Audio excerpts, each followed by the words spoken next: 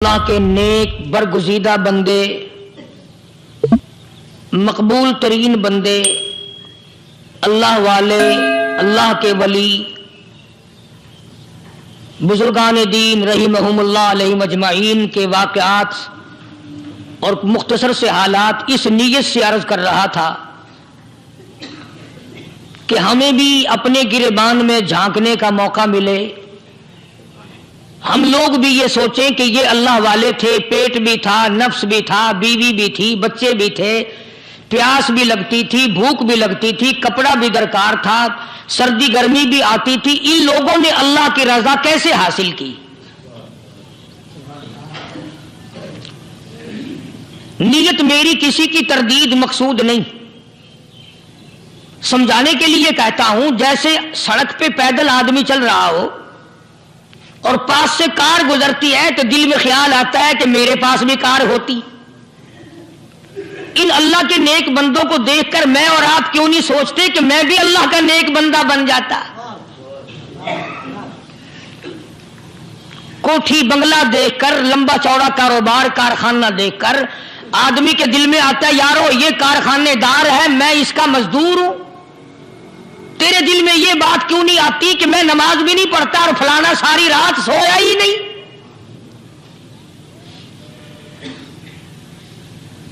ہم لوگ اپنے معاملات میں، اپنے کردار کے بارے میں آخر کب سوچیں گے وہ کون سی نئی زندگی ملے گی؟ بس ایک دھوکہ لگا ہوا ہے، او جی میں تو گناہگار ہوں میرا کیا، او جی میں تو گناہگار ہوں میرا کیا، یوں کرتا کرتا ہی مر جائے گا، توبہ نہیں کرنی۔ کوئی آدمی پلیت ہو اور وہ یہ کہتا رہے او یار میں تو پلیت ہوں، یار میں تو ناپاک ہوں، میرا کیا میں تو ناپاک ہوں۔ اللہ کے بندے پانی کے پاس جا، غسل کر، پھر ہی تو پاک بنے گا۔ اپنے آپ کو پلیت پلیت کہتا رہے یوں تو پاک نہیں بنے گا۔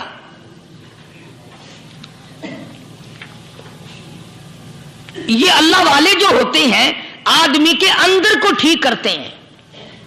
جیسے ڈاکٹر کہتا ہے کہ اگر بلڈ پریشر کے مریض ہو تو نمک نہ کھاؤ، شوگر کے مریض ہو تو میٹھا نہ کھاؤ، بادی کے مریض ہو تو آلو نہ کھاؤ۔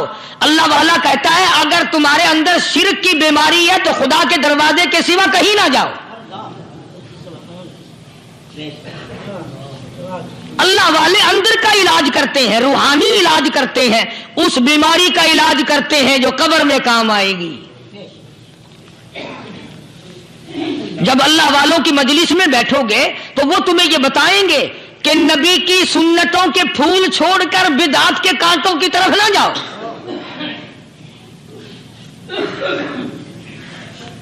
اور ہدایت ہے محمد کریم صلی اللہ علیہ وسلم کی، سبحان اللہ۔ وہ جوان کتنا خوش نصیب ہوگا جو حضور کے ساتھ سواری پہ سوار ہے۔ اللہ اکبر۔ سیدنا معاذ بن جبل رضی اللہ تعالیٰ عنہ کی ذات اقدس ہے، جس سواری پہ محمد عربی صلی اللہ تعالی علیہ وسلم سوار ہے، اسی سواری پہ صحابی بھی سوار ہے، آپ کے پیچھے سوار ہے۔ آپ نے 3 مرتبہ ارشاد فرمایا یا معاذ۔ وہ کتنا مقدروں والا جوان ہوگا جس کا نام آقا کے پیارے پیارے منہ سے نکلا۔ فرمایا یا معاذ، او معاذ، عرض کیا لبیک و سعدیک، میرے آقا میں حاضر ہوں، میں غلامی میں حاضر ہوں۔ کچھ نہیں فرمایا، پھر دوسری مرتبہ ارشاد ہوا یا معاذ، عرض کیا لبیک و سعدیک، کالی کملی والے میں تیری خدمت میں حاضر ہوں، میں غلامی میں حاضر ہوں۔ تیسری مرتبہ پھر فرمایا یا معاذ۔ سمجھے آپ؟ یہ تو حضور کو پتا تھا کہ میری آواز اس نے پہلی دفعہ میں ہی سن لی، پکار رہا ہے میں حاضر ہوں۔ 3 مرتبہ آواز اس لیے دی یعنی میں جو تجھے بتانا چاہتا ہوں وہ بڑی اہم بات ہے، توجہ کر۔ ध्यान कर उस बात की तरफ जो मैं तुझे बताने लगा हूं।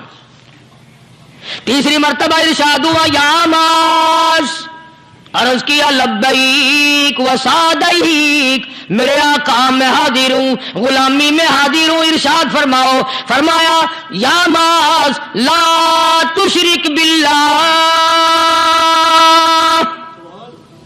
ओ माजी मुझसे इरशाद सुन ले, मुझसे पैगाम सुन ले, मैं मोहम्मद करीम सल्लल्लाहु ताला अलैहि वसल्लम तुझे बड़ी पते की बात बताने लगा हूं, गुर की बात बताने लगा हूं, कोई हकीकत की बात बताने लगा हूं। ला तुशरिक बिल्लाह, ओ मेरे जवान, मेरे सहाबी, ओ मास, अल्लाह की जात में, अल्लाह की सफात में किसी को शरीक ना ठहराना।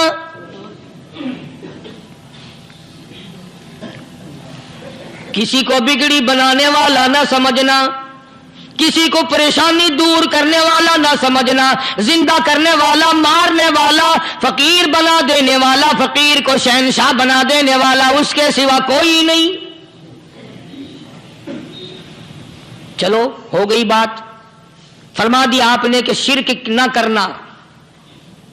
अब हमारी बात सुनो, अभी हदीस का जुमला बाकी है जो मोहम्मद अरबी सल्लल्लाहु अलैहि वसल्लम की जुबान मुबारक से निकला, अहम बात बाकी है। ठीक है फरमा दिया, लेकिन अब सवाल करो सरकार मदीना सल्लल्लाहु अलैहि वसल्लम से कि जी अगर कोई मुसीबत की वजह से कर बैठे, अगर कोई परेशानी के आलम में आके कर बैठे, कोई दुखों का मारा हुआ कर बैठे, तो साफ फरमा दिया, फरमाया ओमाज इन कुतिलता, अगरचे तुझे कत्ल कर दिया जाए, तेरा टुकड़ा टुकड़ा कर दिया जाए, तेरा कीमा बना दिया जाए, उससे भी सख्त बात आगे फरमाई, औरिकता, चाहे तुझे जलाकर खाक कर दिया जाए, तेरा कीमा बना दिया जाए, तुझे जलाकर राख बना दिया जाए, किसी हाल में भी तुझे शिरक करने की इजाजत नहीं। और एक और बात मेरे से सुनकर पका के ले जाओ, चोरी करने वाला सारी उम्र चोरी करता है, लेकिन कभी ऐसा दिन उसकी जिंदगी में नहीं आया होगा जब वो ये कहे कि मैं इबादत कर रहा हूं। लाख चोरी की हो, ये कहेगा कि मैं गुनाहगार हूं, चोरी कर, अपन चलो तुम्हारे मुंह पे नहीं कहेगा, दिल में कहेगा। जिना करने वाला कभी नहीं कहता कि मैं गुनाह नहीं करता, शराब पीने वाला कभी नहीं कहता कि मैं गुनाह नहीं करता, हराम खाने वाला, रिश्वत लेने वाला कभी नहीं कहता कि मैं गुनाह नहीं करता। शिर्क ऐसा गुनाह है, ऐसा ऐसी गुमराही है, उसको बंदा गुनाह समझ कर नहीं, इबादत समझ के करता है। और इरशाद फरमाया मोहम्मद अरबी सल्लल्लाहु अलैहि वसल्लम ने कि शिर्क करने वाले को तौबा की तौफीक नहीं होती। वो उसको बुरा समझे तो तौबा करे, जब वो उसको बुरा समझता ही नहीं, तो गुनाह समझते ही नहीं, तो तौबा काहे की करेगा वो। मैं अर्ज कर रहा था कि ये जो औलिया कराम है, बुजुर्गान दीन है, अल्लाह वाले हैं, ये शिर्क की लानत से आदमी को बचाने के लिए सारी जिंदगी कोशा रहते हैं। हदीस पाक में आता है, इरशाद फरमाया मोहम्मद करीम सल्लल्लाहु अलैहि वसल्लम ने कि जब आदमी गुनाह करता है, फरमाया इन्ना फिल जसदी लमुज़ग़तुन इदा सलुहत सलुहल जसदु कुल्लु व इदा फसदत फसदल जसदु कुल्लु अला वहियल क़ल्ब औ कमा क़ाल नबी सल्लल्लाहु अलैहि वसल्लम। इरशाद फरमाया आदमी के बदन में एक गोश्त का टुकड़ा ऐसा है कि जब वो ठीक हो जाए तो सारा बदन ठीक हो जाता है, जब वो बिगड़ जाए तो सारे बदन का निजाम बिगड़ जाता है। अला वही अल क़ल्ब, सरकार मदीना सल्लल्लाहु अलैहि वसल्लम ने फरमाया वो दिल है। दिल आदमी का संवर जाए तो सारा कुछ संवर गया, दिल बिगड़ गया तो सब कुछ बिगड़ गया। रियाकारी दिल से पैदा होती है, तकब्बुर देखने में नहीं आता, दिल में पैदा होता है, फखर दिल में पैदा होता है, उजब और खुदबीनी दिल में पैदा होती है। तो आका मदनी सल्लल्लाहु अलैहि वसल्लम ने फरमाया कि आदमी का दिल जो है वो सफेद होता है, बिल्कुल सफेद होता है। जब बंदा गुनाह करता है तो एक छोटा सा स्याह काला नुक्ता उसके दिल पे लग जाता है। پھر دوسرا گناہ کرتا ہے، پھر دوسرا نقطہ لگ جاتا ہے، پھر تیسرا گناہ کرتا ہے، پھر تیسرا نقطہ دل پہ لگ جاتا ہے، حتیٰ کہ اس کا دل سارا کالا ہو جاتا ہے۔ اور جب سارا دل کالا ہو جاتا ہے تو اس کے دل کے اندر پھر حق سمجھنے کی گنجائش نہیں رہتی، پھر وہ اتنا بگڑتا ہے کہ خلاف شرع کام کو وہ عبادت کہتا ہے، پھر وہ ڈھول دھماکے کو عبادت کہتا ہے، پھر وہ چمٹا کھڑکانے کو عبادت کہتا ہے، پھر وہ نشہ کرنے کو عبادت کہتا ہے، پھر وہ نماز نہ پڑھنے کو عبادت کہتا ہے، پھر وہ قرآن کے قریب نہ آنے کو عبادت کہتا ہے۔ حالانکہ بزرگوں کا یہ طریقہ کار نہیں۔ سائیں توکل شاہ صاحب سب کا رحمت اللہ علیہ، امبالے شہر میں مزار ہے، حضرت کے واقعات میں لکھا ہے کہ جب کوئی عالم، جب کوئی قاری، جب کوئی بزرگ قرآن پڑھتا یا کچھ بیان کرتا، اگر قرآن پڑھتا غلطی کرتا، ہاں یہ بات سمجھ لو کہ سائیں شاہ صاحب جو تھے ان پڑھ تھے، عالم نہ تھے، پڑھے ہوئے نہیں تھے، لیکن اگر کوئی قرآن کی آیت غلط پڑھتا تو سائیں شاہ صاحب جو تھے وہ کہتے کہ تو نے غلطی کی ہے، اور اگر کوئی حضور کریم صلی اللہ علیہ وسلم کی حدیث پاک پڑھتا اس میں کوئی غلطی کر دیتا تو شاہ صاحب فرماتے کہ تو نے غلطی کی ہے۔ تو ایک دن مولویوں نے، عالموں نے، قاریوں نے مشورہ کر لیا اور کہنے لگے آؤ شاہ صاحب سے پوچھیں گے کہ ان کو، یہ پڑھے ہوئے تو ہے نہیں، ان کو پتہ کیسے چلتا ہے، آیت غلط پڑھی گئی یا حدیث پاک غلط پڑھی گئی، ان کو پتہ کیسے چلتا ہے؟ تو اللہ والے کی خدمت میں پہنچے اور جا کے یہ سوال کر دیا، اللہ والے سے یہ سوال کر دیا۔ آپ سب سبحان اللہ کہو تو میں آگے جواب بتاؤں۔ اللہ اکبر، اللہ اکبر، کیا شان ہے اللہ والوں کی۔ فرمایا تم نہیں جانتے جب کوئی قاری قرآن صحیح پڑھتا ہے، عالم حدیث پاک صحیح بیان کرتا ہے، میں دیکھتا ہوں، میری آنکھوں کو نظر آتا ہے، اس کے سر سے لے کر آسمان تک نوری فرشتوں کی قطار بند جاتی ہے، اور جب وہ غلطی کرتا ہے تو وہ قطار ساری رخصت ہو جاتی ہے، وہ قطار ساری چھٹی کر جاتی ہے، میں سمجھ جاتا ہوں کہ کوئی غلطی ہوئی ہے۔ یہ ہے اللہ والوں کی باتیں جو ہم لوگوں کے کام آنے والی ہیں، جو ہمارے سوچ و بچار کی ہیں، جو ہمارے کرنے کی ہیں، کہ کتنے دن ان حضرات کو فاقے کرنے پڑے، مصیبت جھیلنی پڑی، پریشانی اٹھانی پڑی، تو پرواہ ہی نہیں کرتے تھے۔ مخلوق سے سوال کرنا ان حضرات کے یہاں بہت بری بات تھی، بلکہ نفحۃ الیمن ایک عربی کورس کی کتاب ہے، درس میں پڑھائی جاتی ہے عربی مدرسوں میں۔ ہم نے جب سبق پڑھتے تھے تو ایک واقعہ پڑھا تھا کہ کسی پہاڑ کی غار میں ایک اللہ والا رہتا تھا اور اللہ اللہ کرتا تھا، ہر وقت اللہ کی طرف سے کھانا آ جاتا تھا اور وہ کھا لیا کرتا تھا۔ تو خدا امتحان بھی کرتا ہے، آزمائش بھی کرتا ہے، دعا کیا کرو اللہ ہماری آزمائش نہ فرمائے، ہم لوگ آزمائش کے قابل کہاں ہیں۔ تو اللہ پاک نے جب اس اللہ والے کی آزمائش فرمائی تو 3 دن تک کھانا نہ آیا، 3 روز تک کھانا نہیں آیا۔ جب نہیں آیا تو بھوک نے ستایا، اور جب بھوک نے ستایا تو پریشانی ہوئی، اور جب پریشانی ہوئی تو دل میں خیال آیا کہ اب میرے لیے سوال کرنا جائز ہو گیا، اب تو میں بالکل بھوک نے تنگ کر دیا مجھے۔ تو پہاڑ سے نیچے اترے اور جا کر کے ایک مکان پہ سوال کر دیا، اور سوال یہ کیا کہ اللہ نام پہ مجھے کھانا چاہیے۔ ان گھر والوں نے 3 روٹیاں دے دی، ان گھر والوں نے 3 روٹیاں دے دی، اور یہ اللہ کا ولی لے کے چل دیا۔ تو جس گھر سے 3 روٹیاں ملی تھی ان کے یہاں ایک کتا بھی تھا، وہ اس ولی کے پیچھے پیچھے لگ گیا اور بھونکار قریب تھا کہ کاٹ کھائے، پھاڑ کھائے۔ اللہ کے ولی نے سوچا کہ یہ تو بڑا ظالم کتا پیچھے لگ گیا، 1 روٹی اس کو پھینک دوں، 2 مجھے کافی ہو جائیں گی، یہ پڑا اس کی ہلے لگ جائے گا، مشغول ہو جائے گا، میں نکل جاؤں گا۔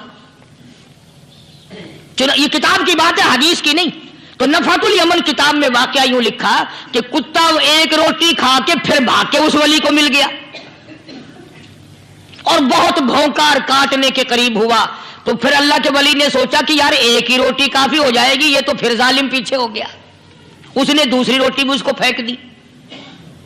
اللہ کی شان، کتا دوسری روٹی کھا کر کے پھر ولی کے پیچھے پیچھے، اس نے سوچا ایسی روٹیوں سے تو یوں ہی بھلے، وہ تیسری بھی پھینک دی، کتے نے تیسری بھی کھا لی، اور جب تیسری روٹی کھا کے کتا بھونکا، اب ولی کھڑا ہو کر غصے میں آ گیا اور کہنے لگا او کتے تجھے شرم نہیں آتی؟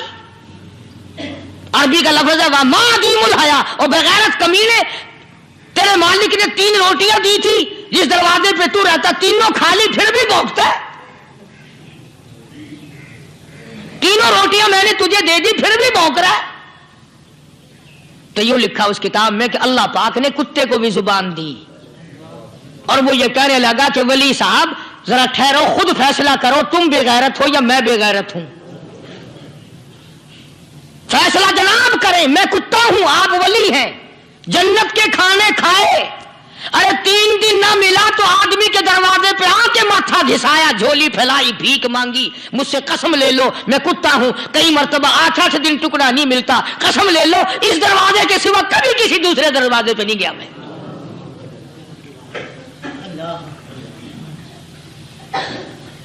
تجربہ کر لو، 3 دن کتے کو ٹکڑا ڈالو، چوتھے دن دم ہلا کر تمہارے پاؤں میں لٹے گا۔ ساری عمر گزر گئی اس مالک کا دیا ہوا کھاتے ہوئے پیتے ہوئے، آج بھی تجھے اس مالک کا دروازہ سمجھ نہیں آیا۔ پانی وہ پلاتا والذی ہوا یطعمنی ویسقین وَإِذَا مَرِضْتُ فَهُوَ يَشْفِينِ،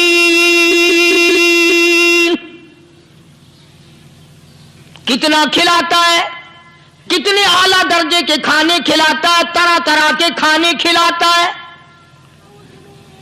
پالا اس نے، سنبھالا اس نے، زندگی اس نے دی، اولاد اس نے دی، خوبصورت بیوی اس نے دی، گھر آباد اس نے کیا، تھوڑی سی پریشانی آ گئی، اب جا کے قبر کے سامنے جھکا کھڑا ہے، اس مالک سے میرا کام نہیں چلا، او 4 گز زمین میں پڑنے والے، تو میری حاجت روائی کر دے۔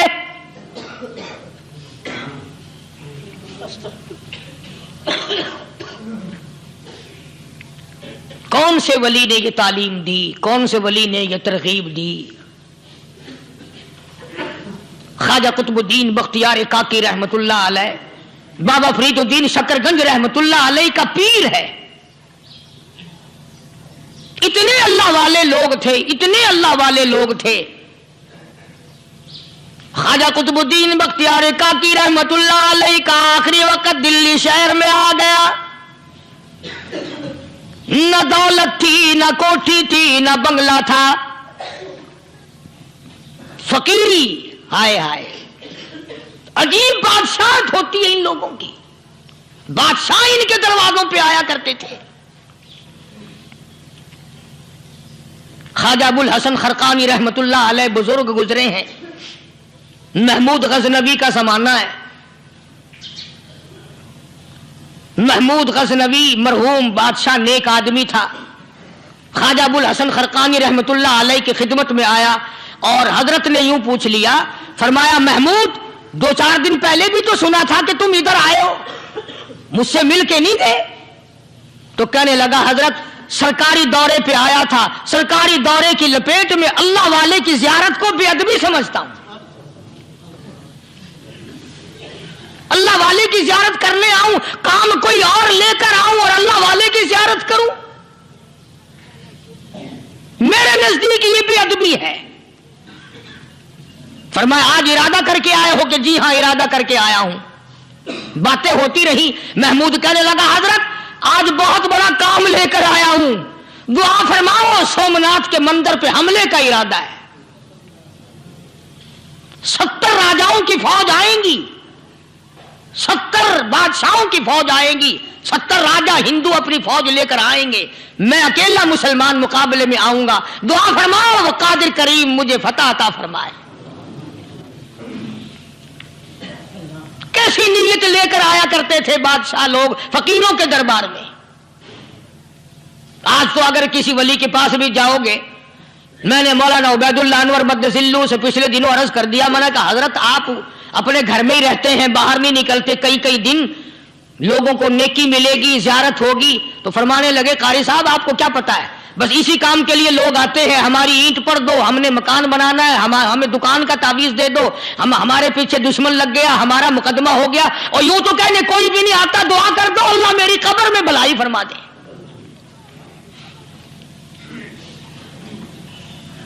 तो महमूद गजनवी ने ख्वाजा अबुल हसन खरकानी से दरखास्त की कि आप दुआ फरमाएं। अल्लाह वाले ने दुआ भी फरमाई और अपना मुसल्ला दे दिया। यूं फरमाया महमूद जब मुश्किल वक्त आ जाए इस मुसल्ले पे खड़े होकर 2 रकात नमाज अदा करना। पता चला कि अल्लाह की मदद जो है वो नमाज के साथ है। मैं तुम्हें भी बताता हूं, वली तो मैं नहीं, जब भी कोई परेशानी आए, जब भी कोई तकलीफ आए, फरमाया इस्ताईनो बिस्सब्री वस्सलाह, नमाज पढ़ो इंशाअल्लाह आसानी होगी। सब्र कर, नमाज पढ़, इन्नल्लाह मस्साबिरीन,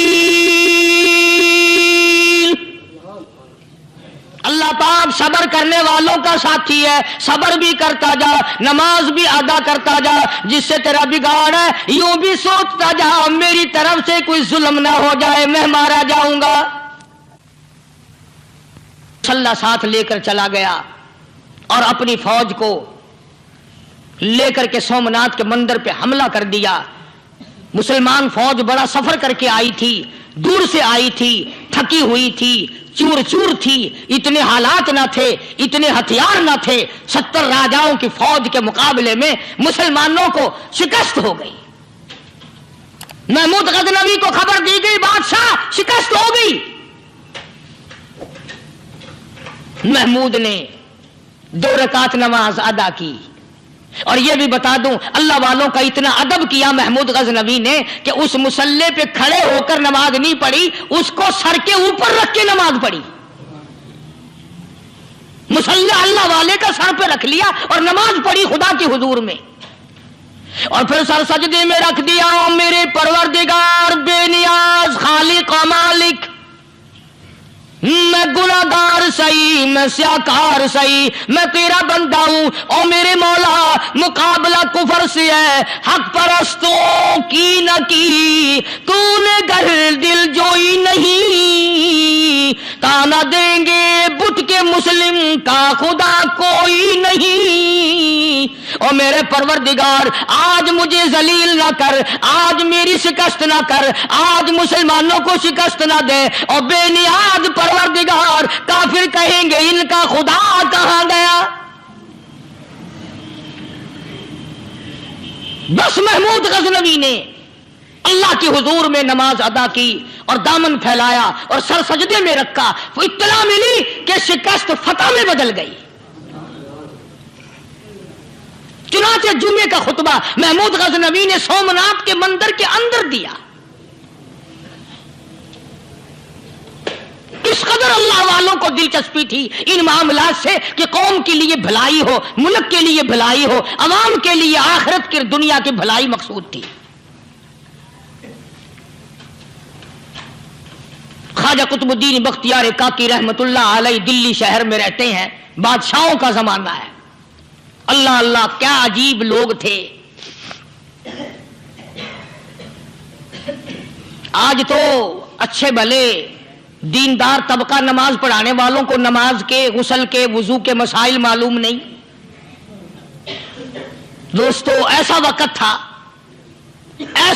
था सुल्तान सलाहुद्दीन खिलजी रहमतुल्लाह अलैह को बादशाह होकर अरबी की बहुत बड़ी 4 जिल्दों में किताब है हिदाया बादशाह सलाहुद्दीन खिलजी को जुबान नहीं आता। इतनी बड़ी अजीम किताब जुबान नहीं आती। वो बादशाह भी हुआ करते थे और वली भी होते थे। سلطان عالمگیر رحمت اللہ علیہ بہت بڑا بادشاہ ہو کر، اورنگزیب ہے، عالمگیر ہے، اتنا بڑا عظیم بادشاہ، مگر حضور کریم صلی اللہ علیہ وسلم کی 5000 حدیث پاک اس بادشاہ کو زبان نہیں آتی، اور قرآن کا حافظ تھا، قرآن کا قاری تھا، قرآن کا عالم تھا، قرآن کا مفسر تھا، ولی بھی تھا، بادشاہ بھی تھا، اللہ والا بھی تھا، اور اتنا خوف تھا دل میں تمہیں کیا بتاؤں۔ اللہ اکبر، بادشاہ ہو کر کے کپڑا خریدا، مزدوری کر کے کپڑا خریدا بادشاہ نے، اور کپڑا خرید کر اس کی ٹوپیاں اپنے ہاتھوں سے سی۔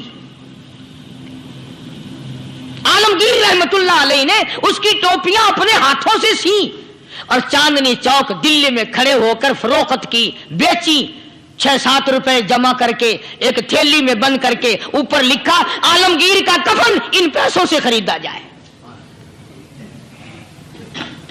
کبھی ہم نے بھی سوچا، جو رشوت مارنے والا آدمی ہے، بتاؤ اس کے لیے کفن کہاں سے اچھے پیسے تلاش کر کے لایا جائے گا؟ رشوت کا ہی کفن ملے گا نا۔ جو آدمی ملاوٹ کر کے پیسے کماتا ہے، فنکاری کر کے پیسہ کماتا ہے، دغا اور فریب کر کے پیسے کماتا ہے، تو آج ہمارا کفن بھی صحیح نہیں، کفن بھی دغا والا، فریب والا، ملاوٹ والا۔ بلکہ تم تو کہتے ہو کہ آج کل کھانے کے لیے خالص کچھ نہیں ملتا، میں کہتا ہوں میت کو غسل دینے کے لیے پانی خالص نہیں ملتا، یہ جو ہم موٹریں نلکے لگاتے ہیں، یہ پیسے کون سے ہمارے خالص ہیں؟ جو صابن میت کو مل رہی ہیں، کون سے پیسوں کا خریدا ہوا ہے؟ جو خوشبو میت کو لگ رہی ہے، کون سے پیسوں کی خریدی ہوئی ہے؟ جو کفن پڑ رہا ہے، وہ کیسے پیسوں کا کفن ہے؟ اور میں آگے بڑھ کر کے کہتا ہوں، جو کندھوں پہ اٹھائے جا رہے ہیں، وہ کون سے کتب ہیں، کون سے ابدال ہیں؟ جس نے میت کو غسل دیا ہے، کبھی معلوم کیا کہ وہ کتنا بڑا نیک آدمی ہے؟ یہ تو ہمارے آخری وقت کا حال ہے، اور اس طرف کسی کا دھیان نہیں، سوچ نہیں، بچار نہیں، قطعی طور پر اندھے ہو جاتے ہیں۔ او میاں ٹھیک ہے جو کچھ ہو رہا ہے۔ اچھا ایک بات عرض کروں، اللہ تبارک و تعالیٰ کے یہاں جب ہم جائیں گے، اگر اور سارے معاملات کو چھوڑ دو، اللہ پاک یہی پوچھ لے کہ میاں یہ کفن جو پہن کے آیا یہ کیسا ہے؟ یہ جو کفن پہن کے آیا یہ کیسا؟ ہم کیا جواب دیں گے؟ بادشاہ عالمگیر رحمت اللہ علیہ نے تھیلی پہ لکھ کر کے بند کر کے رکھ دیا، جب میرا انتقال ہو جائے، میری موت آ جائے، جب میں دنیا سے رخصت ہو جاؤں، جب میں دنیا سے چلا جاؤں، میرا آخری لباس جو میں نے ساتھ لے کے جانا ہے، وہ شادی کے جوڑے دنیا تیار کرتی ہے، سفر کے جوڑے دنیا تیار کرتی ہے، غیر ملکوں میں جانے کے لباس دنیا تیار کرتی ہے، ادھر ادھر جانے کے لیے، تقریبوں میں جانے کے لیے جوڑے لباس پوشاک دنیا تیار کرتی ہے۔ اور میں کہتا ہوں لوگوں، قبر کی پوشاک ہم کب تیار کریں گے؟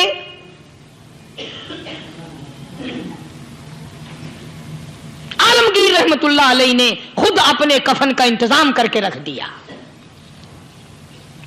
ہمارے گھروں میں تو اگر کفن کا ذکر کرو تو گھر والے بھی منہ بنائیں گے، چھوڑو تم نے کفن کی باتیں بنانی شروع کر دی ابھی سے ہی۔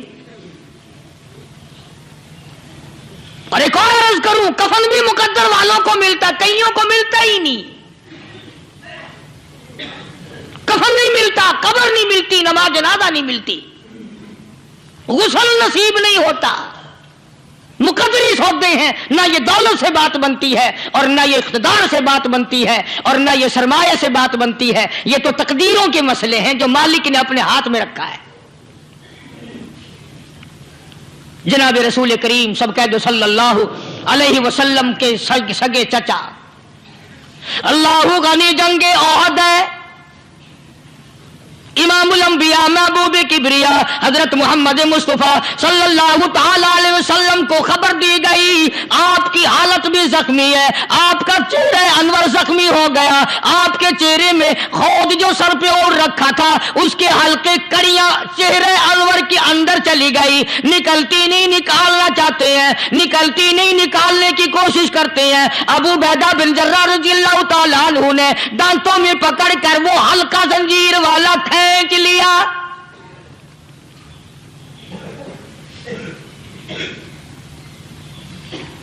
اللہ غنی ادھر خون کا فوارہ چھوٹا، خون کا فوارہ چھوٹا،